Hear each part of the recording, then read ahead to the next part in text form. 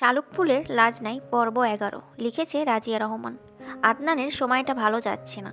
আদনান নিজেও বুঝতে পারছে না সে এত অস্থির হয়ে আছে কেন। কেন এমন কুডাক ডাকছে তার মন। না পারছে আশাকে কিছু বলতে আর না পারছে ধ্রুবকে কিছু বলতে। ধ্রুবকে আদনান চেনে, ধ্রুব এরকম ছেলে না, কিন্তু আশার কাছে তো এসব ছেলে খেলা। আদনান জানে আশার কাছে রিলেশনশিপটা ভীষণ ইজি, তবুও আদনান মিষ্টি কথা দিয়ে আশাকে ভুলিয়ে রাখার চেষ্টা করেছে এতদিনে। আজ এই ছেলের সাথে কাল ওই ছেলের সাথে ডেটে যাওয়া সব হাসি মুখে সহ্য করেছে। শুধু একবার বিয়েটা হোক, সব হাতে আসুক, তারপর দুই লাথি মেরে সে এই মেয়েকে বিদায় করবে। এরকম ক্যারেক্টারলেস মেয়েকে বউ হিসেবে মানায় না। অপশন হাতে রেখেই আদনান প্ল্যান করেছে। শালুক হচ্ছে তার সেকেন্ড অপশন। এজন্যই তো আমেরিকায় থাকাকালীন শালুকের সাথে মিষ্টি কথা বলে ওকে পটিয়ে রাখার টেকনিক অ্যাপ্লাই করে রেখেছে। গোসল করে এসে আশা ধ্রুবর খোঁজে নিচতলায় স্টাডি রুমে গেল। ধ্রুব মুক্তিযুদ্ধ বিষয়ক একটা বই পড়ছে। আশা ধ্রুবর সামনে চেয়ারে বসে বলল, এটা কিসের বই ধ্রুব? ধ্রুব বইয়ের দিকে তাকিয়ে বলল, মুক্তিযুদ্ধ নিয়ে লেখা। আশা আগ্রহী হয়ে বলল, আমাকে গল্প বলো ধ্রুব, তোমাদের ফ্রিডম ফাইটারদের স্টোরি শুনতে চাই আমি। ধ্রুব বলল, ভাইয়ার কাছে যাও, ভাইয়া বলবে সকাল থেকে আমার সাথে কথা বলছো, ভাইয়ার মন খারাপ হবে। আশা হেসে বলল, ধ্রুব আদনান স্টোরি বলতে পারে না, ওর সব স্টোরি এক পর্যায়ে সেক্সুয়াল স্টোরিতে কনভার্ট হয়ে যায়। সবসময় তো আর সেসব শুনতে ভালো লাগে না। ধ্রুবর কান লাল হয়ে গেল আশার কথা শুনে। এই বিষয়ে আর কথা বাড়ালো না ধ্রুব। কথা বলতে গেলে আশা হয়তো ফ্রি মাইন্ডে আরও অনেক কিছু শেয়ার করে ফেলবে। আশার দোষ দেয় না ধ্রুব, তার ন্যাশনালিটি, তার দেশের কালচার যেমন সে তেমনই হবে। তবে অবাক লাগে তার আদনানের ব্যবহার। আদনান কেমন যেন রূপ বদলে ফেলার চেষ্টা করছে বলে ধ্রুবর মনে হয়। বাড়ির পেছনে পুকুরে আগে সবাই মিলে লাফ ঝাঁপ দিয়ে গোসল করত। বিশাল পুকুরে এ মাথা থেকে ও মাথা সাঁতরে যাওয়ার প্রতিযোগিতা করত। সকালে ভিজে বাড়ি আসার পর ধ্রুব আদনানকে বলেছিল পুকুরে গোসল করতে যাবার কথা। শুনে আদনান হেসে বলল, পাগল নাকি তুই? পুকুরে পানিতে যেই পরিমাণ জাম্পস আছে, মাই গড। ধ্রুব মুচকি হেসে চলে গেল গোসল করতে পুকুরে। আক ময়ূরের পুচ্ছ লাগালে কি ময়ূর হতে পারে? ধ্রুব নিচের দিকে তাকিয়ে গল্প বলতে লাগলো। আশাকে খুঁজতে খুঁজতে আদনান ও ধ্রুব স্টাডি রুমে এসে হাজির হলো। আশার দিকে তাকিয়ে আদনান অবাক হলো। চিকুন ফিতার একটা টপস আর স্কার্ট পরে আশা বসে আছে ধ্রুবর সামনে। দের অফ বয় স্পষ্ট হয়ে আছে ওর। আদনান হাসি মুখে এসে আশার পাশে বসলো। কিছুক্ষণ চুপ করে করে থেকে গল্প শুনে তারপর বলল, দূর, এসব কি বলছিস? এসব কি এখন বলার সময় নাকি? শোন, আমি গল্প বলি, আমেরিকা যাওয়ার পরের গল্প শোন। ধ্রুব হেসে বলল, গল্প শোনার আগ্রহ নেই ভাই আমার, তুমি বরং তোমার প্রাণ পাখিটাকে নিয়ে গিয়ে গল্প করো, আমি একটু পড়ি। আদনান খুশি হলো ভীষণ। আশার হাত ধরে বলল, চলো আশা, তোমার সাথে আজ সারাদিন গল্প করা হয়নি। আশা বিরক্ত হয়ে বলল, তোমার গল্প শুরু হবে রুমের দরজা বন্ধ করে, রোমাঞ্চে চলে যাবে, ছাপিয়ে পড়বে তুমি আমার উপর। ধ্রুব কানে হাত দিয়ে বইয়ের দিকে তাকিয়ে রইল। আদনান ভীষণ বিব্রত হলো। এই মেয়ের মুখে কোনো লাগাম নেই। আশাকে রুমে এনে আদনান বলল, পাগল হয়েছে তুমি আশা? কি বলছো এসব ধ্রুবর সামনে? আমার মান সম্মান আর রাখলে না। আশা বিরক্ত হয়ে বলল, তুমি যা করো আমি তাই বলেছি আদনান, বাড়তি কিছু বলিনি। আদনান দাঁত কিরমিরিয়ে বলল, এমন ভাব করছো যেন শুধু আমার এসব ইন্টারেস্ট তোমার নেই। আশা হাসলো, তারপর বলল, এটা ঠিক, আমারও এই ব্যাপারে আগ্রহ। তবে কি জানো আদনান, বাংলাদেশে আসার পর তোমাদের কালচার সম্পর্কে একটু একটু জানার পর আমি নিজেকে সামলে নিয়েছি। এটা তো তোমার দেশ, তোমার দেশের কালচার তুমি ভালো জানো আমার চাইতে। তোমার উচিত ছিল আমাকে বোঝানোর। তুমি তা কি করেছো? সুযোগ পেলে তুমি আমাকে বদ্ধ করে নিয়ে আসতে চাইছো। আমিও তাই তোমার থেকে দূরে সরে থাকতে চাইছি। তুমি মানুষটা কেমন যেন আদনান, তোমাদের দুই ভাইয়ের মধ্যে অনেক ডিফারেন্স। আদনানের মাথায় যেন আগুন জ্বলে উঠল। আশার হাত চেপে ধরে বলল, কি ডিফারেন্স? আশা নিজের হাত ছাড়িয়ে নিয়ে বলল, আজ যখন আমি বৃষ্টিতে ভিজেছিলাম, ধ্রুব একবারের জন্য আমার দিকে তাকায়নি। ওর সাথে হেঁটে এসেছি বাড়ি পর্যন্ত, ধ্রুবকে একবারও দেখিনি আমার বডির দিকে তাকাতে, অথচ বাড়ি আসতে তোমার নজর গিয়েছিল আমার বডিতে। এই যে একটু আগে আমি ধ্রুব স্টাডি রুমে গিয়েছি, এটাও একটা এক্সপেরিমেন্ট ছিল আমার। আমি এই টপস পরে যাওয়ার ধ্রুব বইয়ের দিকে তাকিয়েছিল পুরোটার সময়। আমি ওকে বলেছিলাম আমাকে স্টোরি বলতে, ও তখনও তাকায়নি আমার দিকে। তুমি কিন্তু ওর রেস্ট্রি রুমে ঢুকে আমার সারা শরীর স্ক্যান করে ফেলেছো। এর জন্য ধ্রুবকে আমার ভীষণ ভালো লাগছে। ও একজন পারফেক্ট মানুষ, তোমার মতো করে কাউকে ইমপ্রেস করার মিথ্যা চেষ্টা করে ধ্রুব না, বরং ওর এই শুদ্ধতায় মানুষকে ওর প্রতি ইমপ্রেস করে।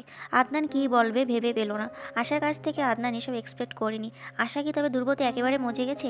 আদনানকে হতভম্ব অবস্থা রেখে আশা বের হয়ে গেল আফিফার রুমের দিকে। দুপুরে খাবার টেবিলে ধ্রুব বসার পর ধ্রুবর বাবা সেলিম সাহেব এসে বসেছেন ধ্রুবর মুখোমুখি চেয়ারে। ধ্রুব সবেমাত্র মুখে ভাতের লোকমা তুলেছে। সেই সময় সেলিম সাহেব বললেন, ধ্রুব খাবার পর তুমি গিয়ে তোমার মাকে দেখে আসবে। ধ্রুব ভাতের লোকমা রেখে দিয়ে বলল, আমি কারো হুকুম মেনে চলার মানুষ নই। সেলিম সাহেবের ভীষণ রাগ উঠে আছে গত রাত থেকে দীপালি অসুস্থতার খবর জানার পর থেকে। ধ্রুব এই বাঁকা কথা তার আর সহ্য হলো না। চিৎকার করে বললেন, অবশ্যই মেনে চলবে, তুমি আমার হুকুম, আমার ছেলে তুমি, আমার বাড়িতে থাকতে হলে, আমার বাড়িতে খেতে হলে তোমাকে আমার কথা মানতেই হবে। ধ্রুব হেসে ফেলল শব্দ করে, তারপর বলল, কি বললেন জানো আপনি? আমি কে? আপনার ছেলে? মিথ্যে কথা এটা, আমি কারো ছেলে নেই।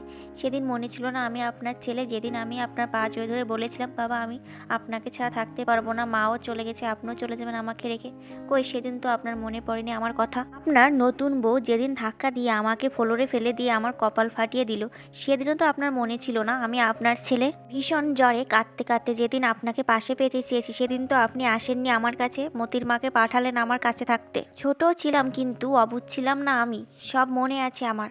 আরও শুনতে চান কিছু? আর কি বললেন আপনি? আপনার বাড়িতে থাকতে হলে, খেতে হলে আপনার কথা শুনতে হবে। তবে বেশ, আমি আপনার বাড়ি ছেড়েই চলে যাচ্ছি, থাকবো না আপনার বাড়িতে। মুহূর্তেই যেন একটা ভূমিকম্পের মতো সবকিছু এলোমেলো হয়ে গেল।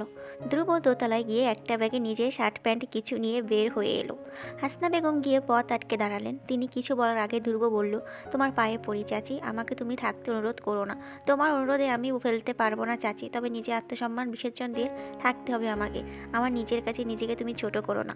এই কথার পর হাসনা বেগমের আর কিছু বলার থাকে না। ধ্রুব হনহনিয়ে চলে গেল। হাসনা বেগম সেলিম সাহেবের সামনে গিয়ে বলল, খুশি হয়েছেন তো মেজো ভাইজান? আপদ বিদায় হয়েছে, এবার শান্তি হলো তো আপনার? কীভাবে পারলেন ছেলেকে খোঁটাইতে? ক্লাস 8-এ ওঠার পর থেকে ধ্রুব নিজের টিউশনি করে নিজের পড়ার খরচ নিজে চালায়। অনার্স ছুটে তো ঢাকা শহরে চলে গেল, আপনার একটা কানা করেও তার পিছনে খরচ করতে হয়নি। তবুও কীভাবে পারলেন ছেলেকে খোঁটাইতে? কার জন্য খোঁটাছিল দিলেন? যে নিজের স্বামী সন্তান রেখে চলে গেল এই বাড়ি থেকে, তার জন্য? কিসের দায় ধ্রুব তাকে দেখতে যাওয়ার? ধ্রুব যেদিন মামা করে পুরো বাগান গড়াগড়ি খেয়ে কেটেছে, সেদিন কি সে এসেছিল ধ্রুবকে দেখতে? স্কুল থেকে চুরি করে ধ্রুব দীপালির বাড়ির সামনে গিয়ে হাজির হলো। কই তখনও তো সে এলো না একবার ছেলেকে দেখতে। দীপালির পিসমশাই ঘাড় ধাক্কা দিয়ে আমার ধ্রুবকে বের করে দিল। বাড়িতে জানার পর আপনি ধ্রুবকে বাগানের আম গাছের সাথে বেঁধে মেরেছেন। কেন গেল সেই বাড়িতে তার জন্য? তখন তো কেউ এই ছেলেটার কথা ভাবেনি, আজ কেন তার উপর অধিকার দেখাতে আসছেন? পাথরের মূর্তির মতো সবাই থম মেরে বসে রইল। সেলিম সাহেব জবাব দিলেন না। কি জবাব দিবেন তিনি? রাগের মাথায় ছেলেকে এই কথা বলেছেন, মন থেকে তো বলেননি। কাকে বুঝাবেন এখন এই কথা তিনি?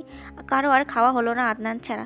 আদনান মনে মনে ভীষণ খুশি হলো ধ্রুব চলে যাওয়ায়। শালুক স্কুল থেকে ফিরে দেখে পুরো বাড়ি কেমন থম মেরে আছে। কি হয়েছে কিছুই বুঝতে পারলো না। শাপলাও কলেজে গেছে, কাকে জিজ্ঞেস করবে শালুক? মায়ের কাছে গেল একবার, গিয়ে দেখে মায়ের মুখ ভার। এটা হচ্ছে সতর্কতার সংকেত, মায়ের মুখ ভার দেখলে কেউ মাকে ঘাটায় না। দাদির ঘরে গিয়ে শালুক জিজ্ঞাসা করলো, দাদি সবাই এমন চুপ হয়ে আছে কেন? সিতারা বেগম কেঁদে উঠলেন, কেঁদে বললেন, আমার ভাইয়ের যে পোড়া কপাল রে বইন, আমার ভাই রাগ কইরা কই যেন গেছে গা। শালুকের বুক কেঁপে উঠল। ধ্রুব ভাই নেই, রাগ করে চলে গেছে ধ্রুব ভাই, কিন্তু কোথায় গেছে? শহরে তো যাবে না শালুক শিওর, হল বন্ধ, গিয়ে থাকবে কোথায়? তবে কোথায় গেল? চিন্তায় শালুকও খেলো না। বাকিটার সময় শালুক অপেক্ষা করে রইল ধ্রুব ভাই বাড়িতে আসার। দুপুর গড়িয়ে বিকেল হলো, বিকেল গড়িয়ে সন্ধ্যা, কিন্তু ধ্রুব এলো না। ঝাঁক বেঁধে পাখিরা নিড়ে ফিরতে লাগলো। চারিদিকে কোলাহল থেমে যেতে লাগলো। বাগানে বসে একটা হুতুম পেঁচা ডাকতে লাগলো বড় করুণ সুরে। শালুকের বুক কাঁপতে লাগলো। ধ্রুব কোথায়? ভালো আছে তো? এত কষ্ট কেন তাকে দিল সৃষ্টিকর্তা? কি হতো যদি আরেকটু কম কষ্ট দিত? রাত বাড়তে লাগলো, সেই সাথে পাল্লা দিয়ে বাড়তে লাগলো শালুকের বুকের চিনচিন ব্যথা। তবুও ধ্রুব ফিরে এলো না। সব কিছু ভুলে ধ্রুব কি তার বোকাপুলের কাছে ফিরে আসবে? সব কিছু জানতে চাইলে পরবর্তী পর্বের দিকে চোখ রাখো। আর পরবর্তী পর্বগুলো আমার চ্যানেলে আপলোড করা হবে।